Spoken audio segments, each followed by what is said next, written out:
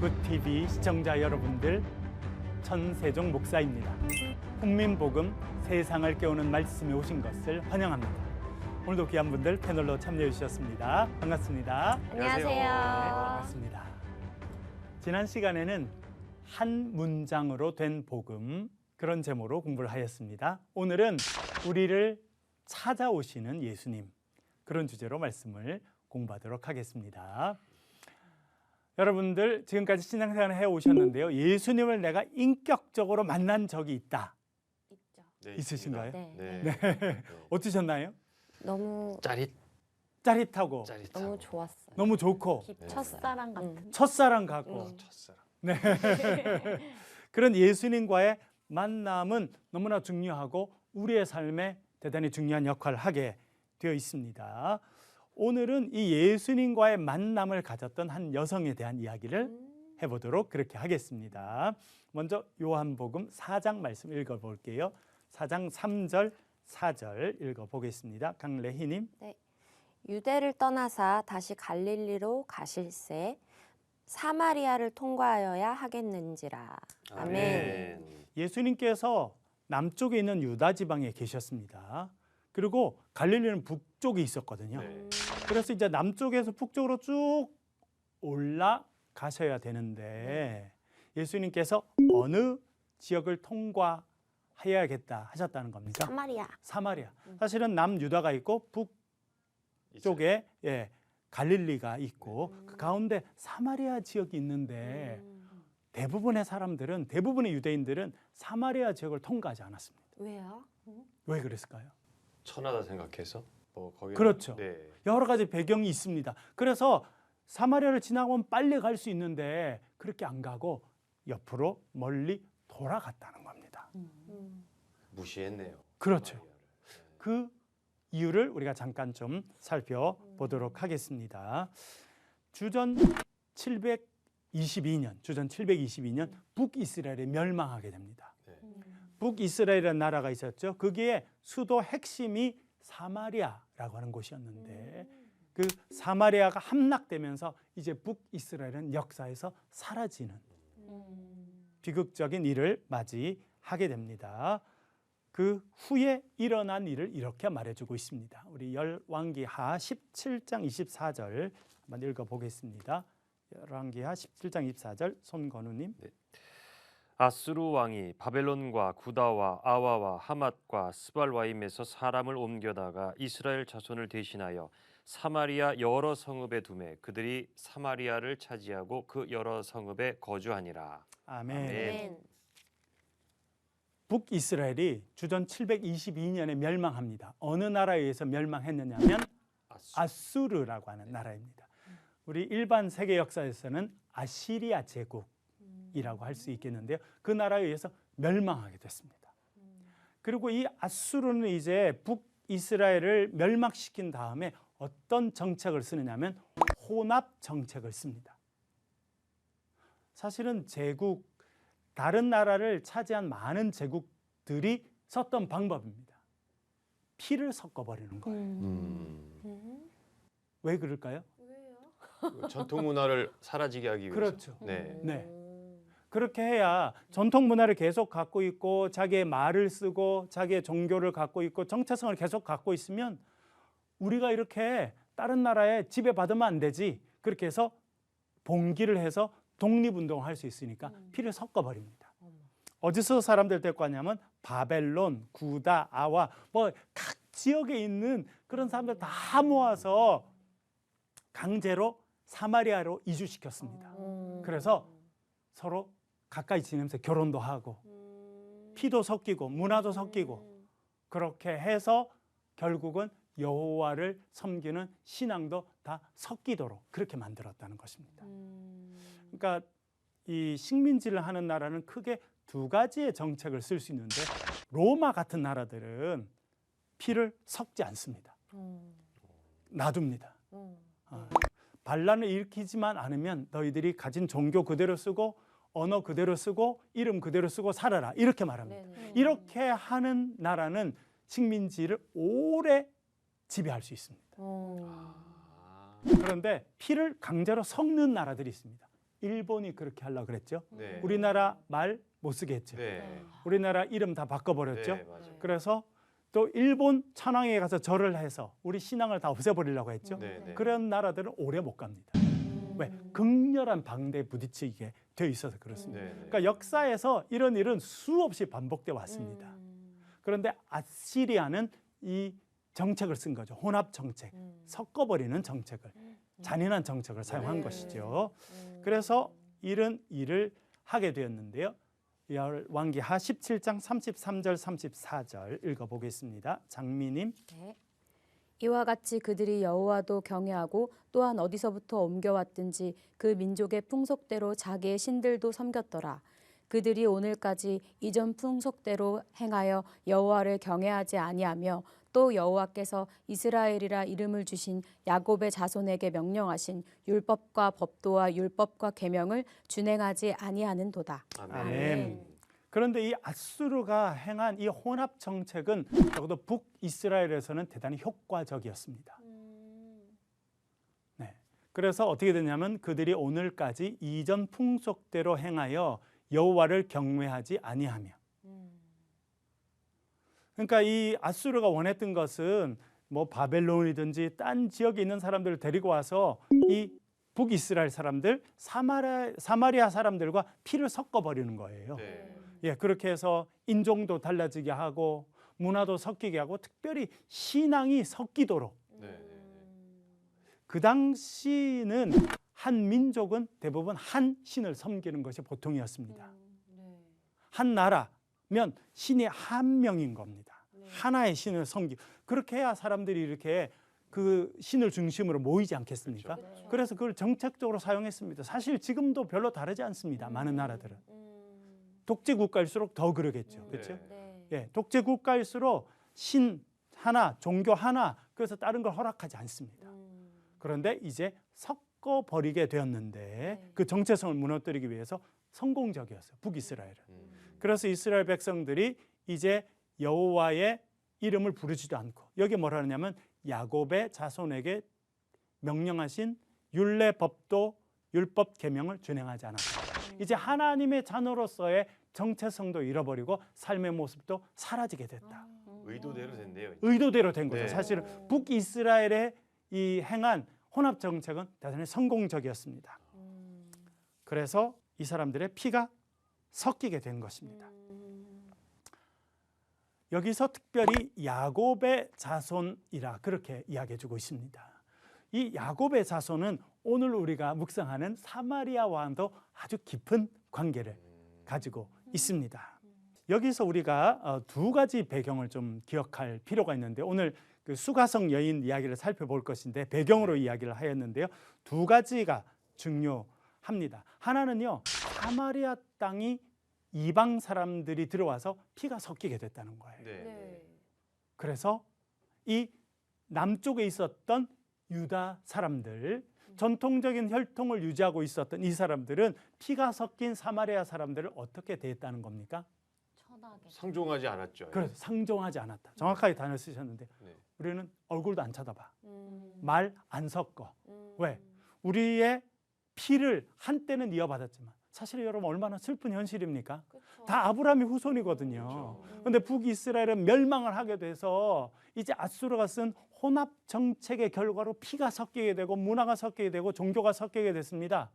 그래서 이 남쪽에 있던 유다인들은 저 사마리아 사람들은 이방인들이랑 똑같다. 우리가 상종할 수 없는 사람들이다. 그렇게 하게 되었다는 것입니다. 그런 슬픈 배경을 갖고 있습니다. 그래서 남쪽에 있었던 유다 사람들은 갈릴리 지방으로 갈 때 사마리아를 탁 통과하면 빨리 갈 수 있는데 안 네. 그렇게 했다는 겁니다. 예, 일부러 네. 멀리 돌아갔어요. 왜? 멀리 돌아갈지언정 이 사람들과 직접 만나지 않는다. 그 땅에 들어가지도 않는다. 그런 생각을 갖고 있었던 것입니다. 두 번째는요, 여기서 야곱의 자손이라고 이야기해주고 있는데요. 이것이 또 중요한 배경입니다.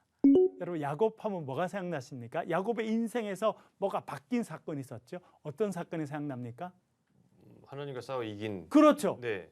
잘 말씀하셨어요. 창세기 32장에 보면 그가 야복강이라고 하는 강에서 강가에서 일어났다는 게 중요합니다. 물이 흐르는 강가에, 야복 강가에서 누굴 만납니까? 하나님의 사람. 하나님의 사람, 하나님의 사자를 만나게 됩니다. 밤새 씨름을 하죠. 네, 네. 그래서 이 야곱이 얼마나 악착같은 사람인지 이 하나님의 사람을 안 놔주니까 하나님의 사람이 나중에는 여기 한도뼈를. 엉덩이 뼈를 탁 내리쳐요. 그만하라고. 그런데도 놓지 않습니다. 나를 축복해 주지 않으면 저는 손 못 놓습니다. 네, 네, 네. 그랬더니 이제 새벽에 가까이 오는 거예요. 네. 그래서 물어본 거예요. 야, 네 이름이 뭐냐? 야곱이요. 야곱이요. 야곱 이름 뜻이 뭐예요, 여러분? 속이는 저 자. 속이는 자. 그렇죠. 속이는 자. 발 뒤꿈치를 잡고 형 발 뒤꿈치를 잡고 태어났어요. 네, 네. 네네네. 억울한 거죠. 둘째로 태어난 거죠. 네. 네네네. 그래서 남을 속이고 살았습니다. 네네네.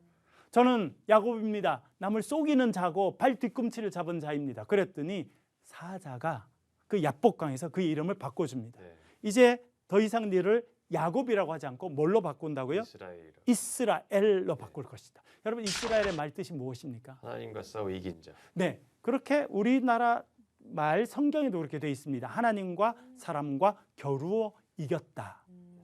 왜냐하면 그 이스라엘 단어 안에 싸우다라고 하는 단어가 네, 네. 들어가 있거든요.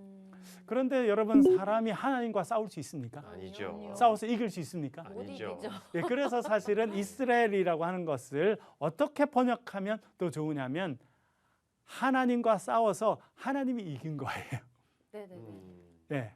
그래서 하나님이 이겼기 때문에 이제 하나님의 통치를 받는 것입니다. 그래서 이스라엘은 하나님의 통치를 받는 백성이다. 그렇게 이해하는 것이 훨씬 더 신학적이고 중요합니다. 네. 그러니까 그가 야곱 속이는 자에서 이제 이스라엘이 됐습니다. 자기 욕심대로 사람을 속이고 살던 인생에서 자기 마음대로 하던 인생에서 이제 누구의 통치를 받는 인생이 됐다고요? 하나님의 통치를 받는 하나님의 백성이 되었다라고 하는 배경을 가지고 있습니다. 이것이 대단히 중요합니다. 예수님께서 이런 배경 가운데 사마리아로 가셨다는 것입니다.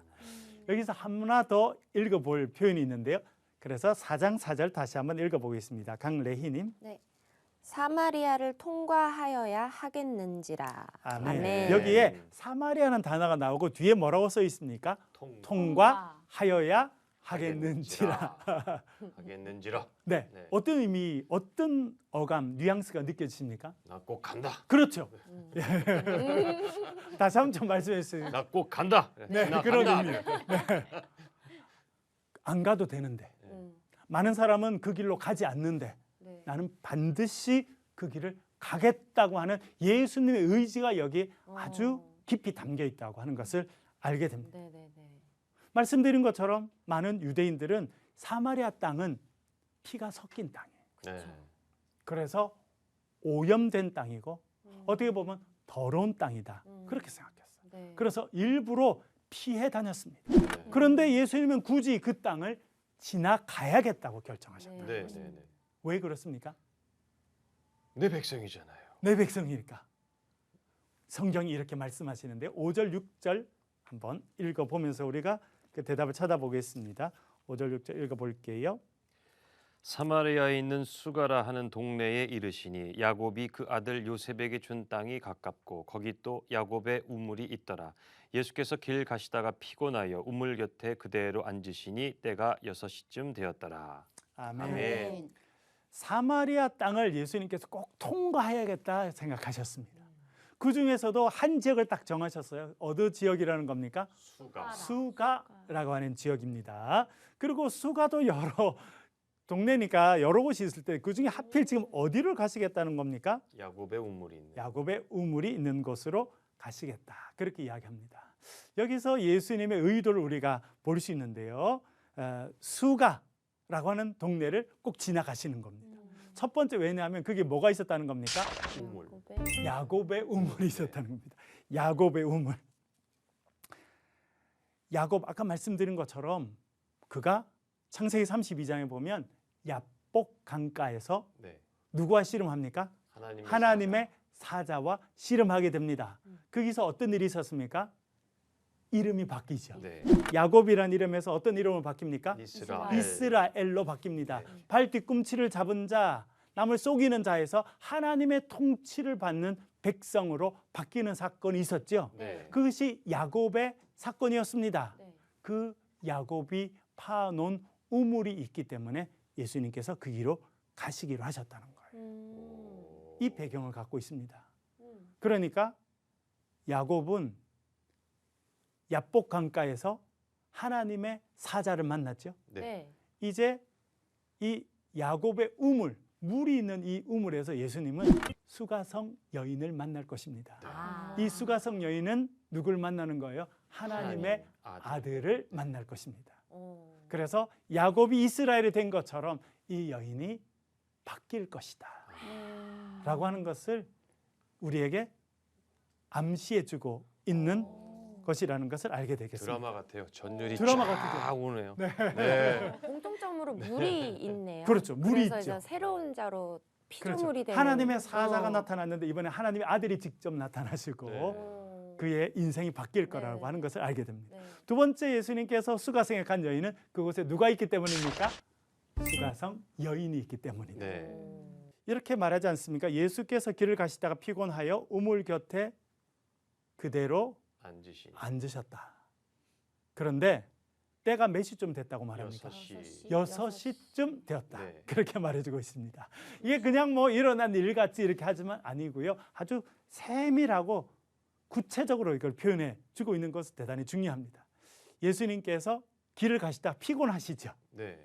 딴 데서 쉴 수도 있는데 어디 와서 지금 앉으셨습니까? 음. 왜 하필 우물 곁에 오셨을까요? 누군가를 만날 만날 우연이 아닌 누가 거기 오기 때문에요? 수가에 수가성 여인이 네. 거기에 물들어 옵니다. 어, 그런데 예수님은 시간도 딱 맞추셨어요. 네. 6시. 몇 시예요? 6시쯤. 6시쯤. 6시쯤. 그 당시에 우리처럼 시계가 있었던 네, 게 아니라 네, 네. 대략 이렇게 해를 보고 아 이쯤 시간이 됐겠구나 네, 네. 이렇게 생각합니다. 6시라고 하는 것은 지금 우리 시간으로 하면 몇 시쯤 될까요? 지금 우리 저녁 시간. 되기 전에 저녁하기 전. 이 성경에 몇 시쯤 신약 성경에 몇 시 나오면 플러스 6을 하면 됩니다. 12시? 예, 밤 12시. 낮 12시. 난 12시. 아. 난 12시. 6시니까 플러스 6 하면 10이 되죠. 12시. 낮 12시. 우리 말하면 지금 낮 12시가 됐다. 낮 12시. 그런 네, 네. 이야기를 해주고 있습니다. 예수님은 시간도 딱 맞추셨어요. 음. 그런데 여러분 낮 12시 해가 제일 높이 떠 있는 그 시간인데 사람들이 이때 물도로 다녔을까요? 안 다녔을까요? 그땐 더우니까. 덥죠. 예. 여러분 지난 여름에 우리나라도 엄청 더웠습니다만 네, 네. 전 세계적으로 이제 온난화가 온난화가 네. 아니라 이제 열대화 시대. 네. 맞아요. 예, 이제 물이 끓는 것 같이 물이 보글보글 끓는 것 같이 네. 이제 끓는 시대가 왔다 이렇게 유엔에서도 선포했거든요. 네. 너무너무 더웠어. 근데 이스라엘은 원래 덥습니다. 오. 제가 신학대학원 1학년 다닐 때 이스라엘에 발굴하러 갔어요. 고고학 발굴. 와. 너무 멋지죠? 너무 멋있어요. 네, 그래서 발굴하면 어떻게 신기하다. 하느냐? 새벽 5시 일어나야 돼. 그리고 옷만 바로 입고 나와서 차를 바로 타야 돼. 그리고 가가지고 밥도 안 먹이고 네. 바로 가가지고 땅부터 파는 거예요. 무슨 아. 훈련 같네요. 네, 땅을 막 이렇게 파다가 한 아침 7시 반 요렇게 되면 모이라 그래요. 아침을 그때 주는 거예요. 그 아침 먹고 또 뭐 해요? 또 땅 파는 거지. 그렇죠. 계속. 고고학 발굴을 그렇더라고요. 음. 땅을 계속 파. 그리고 한 11시 반쯤 되면 이제 그날 일이 끝난 거예요. 되게 빨리 끝나네요. 빨리 끝났어요. 아침이죠? 11시 반. 그렇죠. 오전 11시 네네네, 반쯤. 네. 11시 반, 11시 40분. 그러면 이제 그만하라 그래요. 그러면 다시 버스를 타고 우리 숙소 들어옵니다. 키부츠에서 그때 있었는데. 네. 그럼 얼른 이제 땅 파고 땀 흘리고 했으니까 네. 얼른 샤워를 하고 음. 점심 먹는 거야. 같이 모여가지고. 오. 같이 점심을 딱 먹고 난 다음에 뭐 하냐? 다 각자 숙소 들어가 잡니다. 자요? 다 자요. 너무 피곤하니까. 아니 그게 일부러 자는 거죠. 일부러. 그리고 그 문화가 그렇게 돼 있더라고요. 아, 문화가. 근데 우리는 신학대학원 탈 때 제가 23살이었거든. 그때. 네. 힘이 넘쳐가지고. 잠이 오겠냐고요. 그 잠이 안 오지. 안 오죠. 잠을 아 이게 자라 밥 해도. 먹고 뭐 벌써 바로 자 잠을 노인네도 잘 아닌데 네, 네. 이래가지고 우리 같이 간 신학대학원 학생들이랑 밖에 나서 농구를 한 거예요. 농구. 네. 아 덥다 이렇게 위에 옷을 막 벗고 이렇게 농구를 했는데 엄청 더웠을 조금이니까 우리 지도 교수님 오신 거예요. 지금 낮 온도가 40도니까 안 돼, 안 돼. 운동 그만둬라. 네. 왜냐하면 우리의 체온보다 밖에 온도가 더 더워서 운동을 하면 체온이 밖으로 빠져나가야 되는데 잘못하면 밖에 열이 몸 안으로 들어온다는 거예요. 그러면 열사병으로 쓰러지고 심하면 죽을 수도 있다는 거예요. 네. 그 운동 그만둬라. 그만큼 날씨가 엄청 덥습니다. 그렇기 때문에 사람들이 돌아다니지 않아요. 집안에서 쉬거나 점심 먹고 한숨 자는 시간이라. 일부러 뜻이 있군요. 그렇죠. 그런 시간인데 예수님께서 딱 그 시간에 우물가에 가셨다는 겁니다. 왜 그렇습니까? 누가 그때 나오기 때문에요? 수가의 성여인. 수가성 여인이 나옵니다. 네. 근데 왜 여러분 그러면 그 동네 여인들은 보통 몇 시쯤 언제쯤 물들어 왔을까요? 한 5시에서 7시 사이에 나왔겠죠. 그렇죠. 아침에. 아침 일찍 나옵니다. 네. 해 뜨기 전이나 해 뜰 때쯤. 그때가 시원하니까. 네. 낮에 해가 엄청 뜨거울 때는요. 움직이지 않습니다. 너무 덥고 힘드니까. 네. 그런데 여인은 언제 물을 뜨러 왔다는 겁니까? 낮 12시. 낮 12시에 제일 뜨거울 때 네. 사람들이 안 다닐 때. 왜 그랬을까요?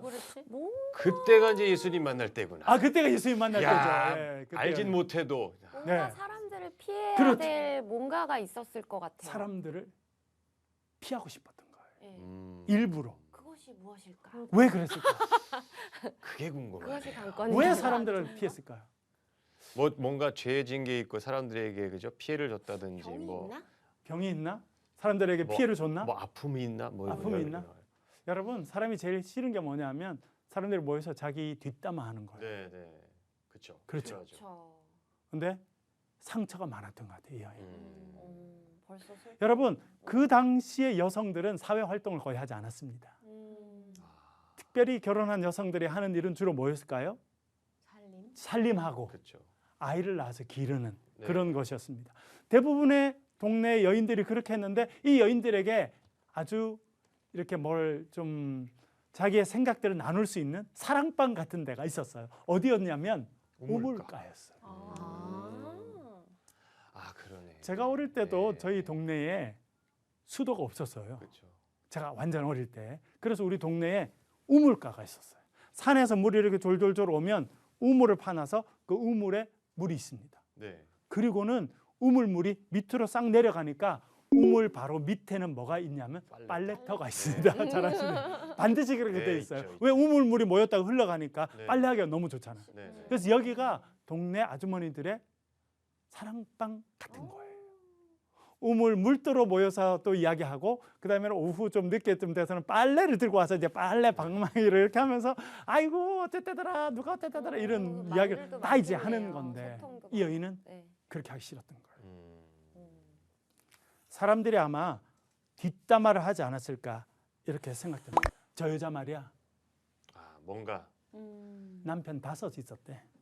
아, 지금 사는 남자 있는데 남편 아니래. 저 여자 구미호인지도 몰라. 야 조심해. 자기 남편도 저 여자 채갈지도 몰라. 아마 그런 이야기들을 사람들이 하지 않았을까 생각됩니다. 이 여인은 깊이 상처받았죠. 상처 가운데 사람들을 만나기 싫었던 것입니다. 그래서 사람들이 나오지 않는 시간, 네. 움직이지 않는 시간, 우물가에 가도 빨래터에 가도 아무도 없는 그 시간에 늘 물을 떠러 왔던 거예요. 그런데 예수님은 언제 이 여인을 만나러 가십니까? 그 시간에. 그 시간. 바로 그 시간에. 왜? 그 여인이 사람들을 다 피해서 사람들을 움직이지 않는 그 제일 덥고 힘든 시간에 홀로 쓸쓸히 물을 기르러 오는 그 시간을 딱 맞춰서 예수님은 거기에 가셨다는 거예요. 네. 감동이네요. 그렇죠. 네.